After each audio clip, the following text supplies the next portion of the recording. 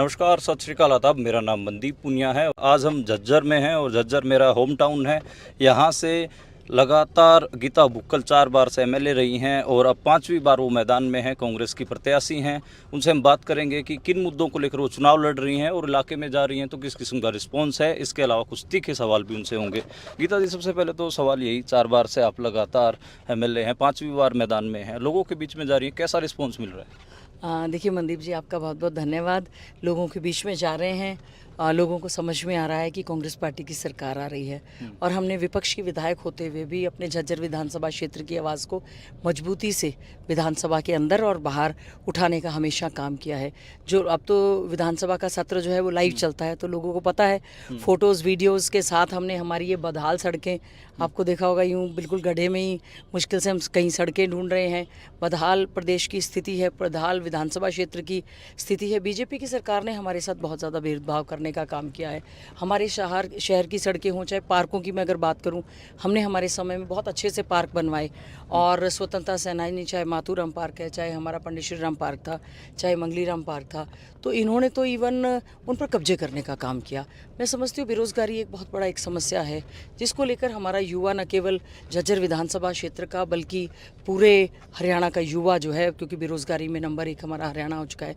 झज्जर में law and order की स्थिति के बहुत हालात ख़राब हैं, व्यापारी भी परेशान हैं, दूसरे लोग परेशान हैं। ख़ासतौर से आपने देखा होगा जो किसान संगठन लगातार धरना प्रदर्शन कर रहे थे, वो भी बड़ा ही एक चिंता का विषय है। तो security and safety of the girls is भी बहुत बड़ा एक इशू है।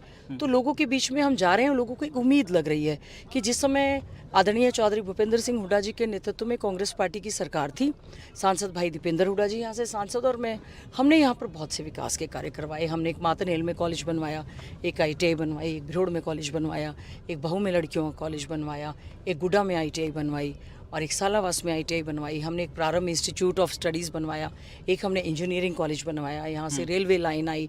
तो इस तरह बड़े बड़े थर्मल पावर प्लांट आए और बहुत सारे इंडस्ट्रीज़ फैक्ट्रीज़ यहाँ पर आई। बीजेपी के राज में जो है बद से बदतर हालात हर चीज़ के होते गए। तो उन्होंने सबका साथ सबका विकास का नारा तो ज़रूर दिया, लेकिन जहाँ से कांग्रेस, हम तो सोचते शायद जहाँ कांग्रेस पर पूरे हरियाणा की ये हालत बहुत ज़्यादा ख़राब है। तो ये सब तमाम मुद्दे हैं। लोगों को लग रहा है कांग्रेस आएगी, चौधरी भूपेंद्र सिंह हुड्डा जी आएंगे, कांग्रेस जो है हाथ बदलेगा। हालात जो हम नारा लेकर चल रहे हैं, हमारे क्षेत्र के पूरी तरह से हालात बदलेंगे। अच्छा गीता जी, एक ये भी मामला होता है कि जब एंटी इनकम्बेंसी की बात करते हो, सरकार की भी होती है, एक एमएलए की भी होती है। आप लगातार 4 बार से विधायक हैं, तो जो आपके खिलाफ चुनाव लड़ रहे हैं वो ये बात भी बोल रहे हैं कि इनकी तो खिलाफती बहुत है और 4 बार से लगातार विधायक हैं, लोगों के काम नहीं कर रहे, लोगों के काम नहीं हुए। इस किस्म का नैरेटिव आपके खिलाफ लगातार बीजेपी के लोग बना रहे हैं। देखिए मनदीप जी, ऐसा है, केंद्र में बीजेपी की सरकार है, राज्य में बीजेपी की सरकार है, जिला परिषद बीजेपी के हैं, नगर परिषद के चेयरमैन बीजेपी के हैं, मैं कांग्रेस की विधायक हूँ।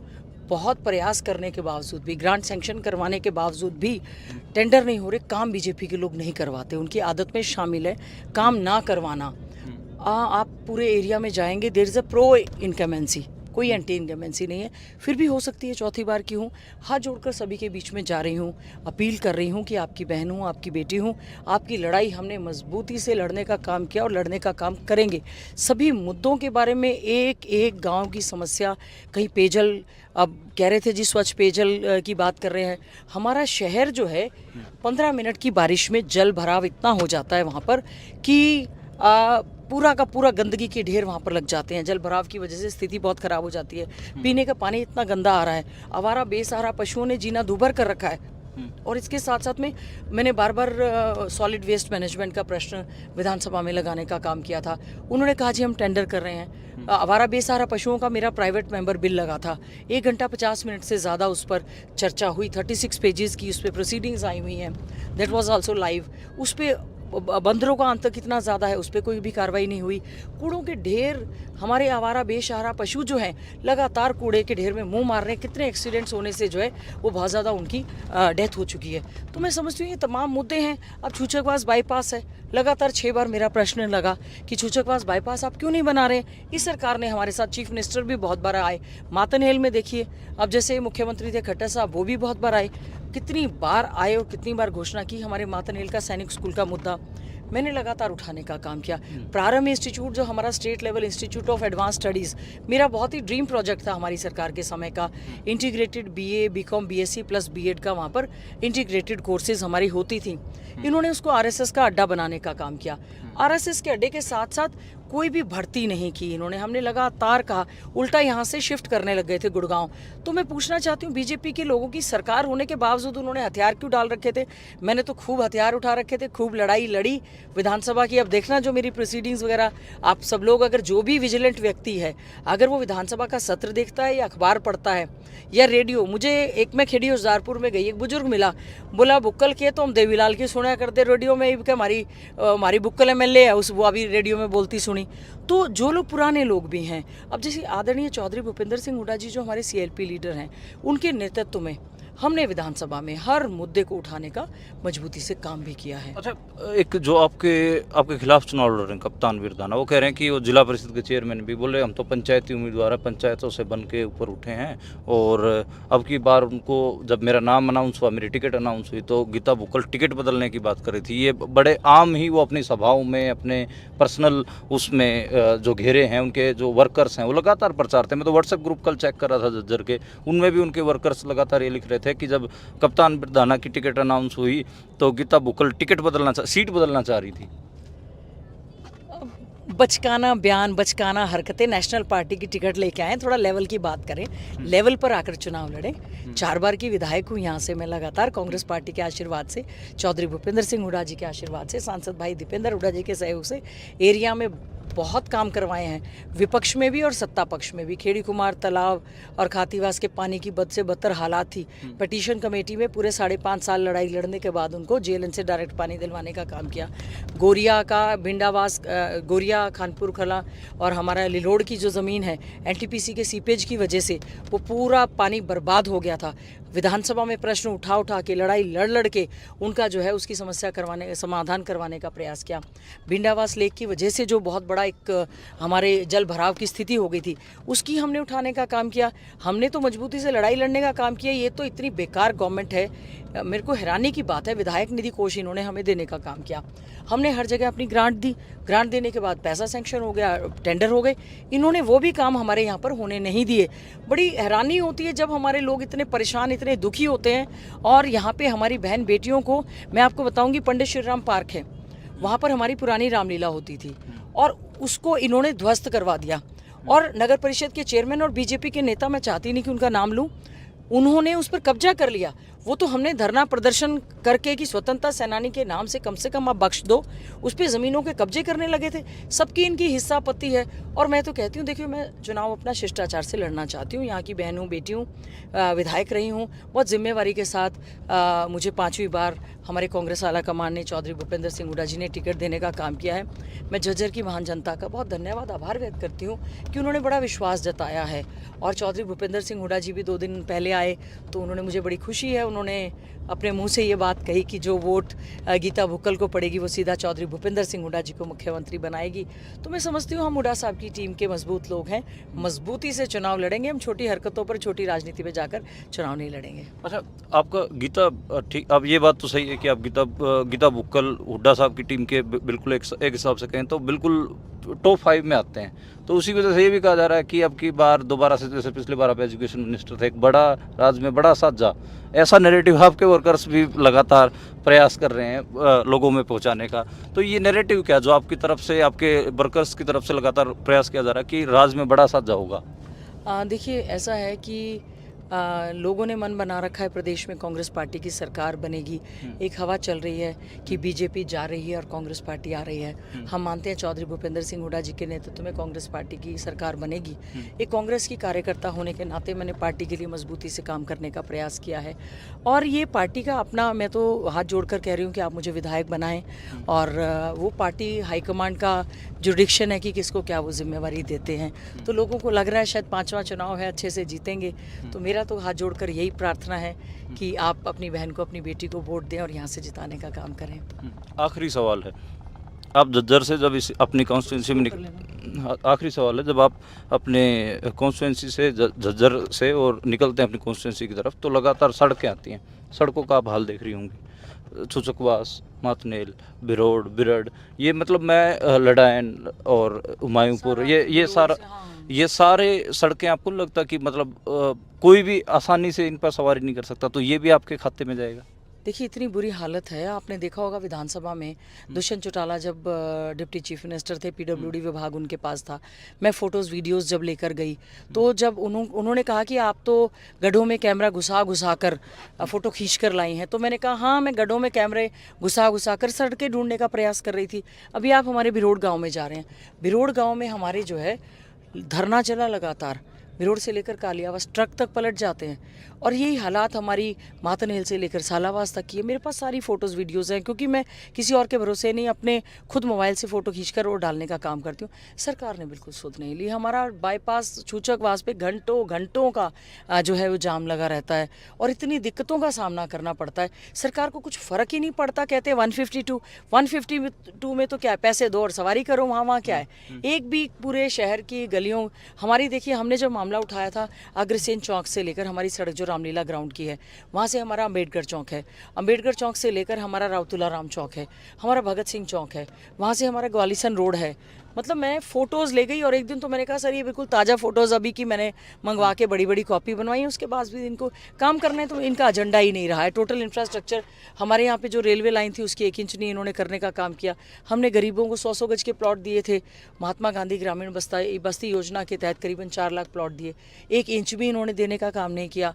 हमने तो अपनी तरफ से देखिए बहुत प्रयास किया, और मैं समझती हूँ जो हमारा घोषणा पत्र आ रहा है उसमें भी हमने बहुत ज़्यादा मेहनत किया, और कांग्रेस की सरकार बनेगी सभी घोषणाओं को हम लागू करेंगे। अच्छा, आप जो मैनिफेस्टो कमेटी है उसकी चेयरपर्सन भी हैं, और लगातार बात हो रही है कि गारंटीज तो आप लोगों ने अनाउंस कर दी, लेकिन उसके बाद की बहुत सारी चीज़ें रहती हैं, तो कहाँ अटका हुआ है मैनिफेस्टो पूरा?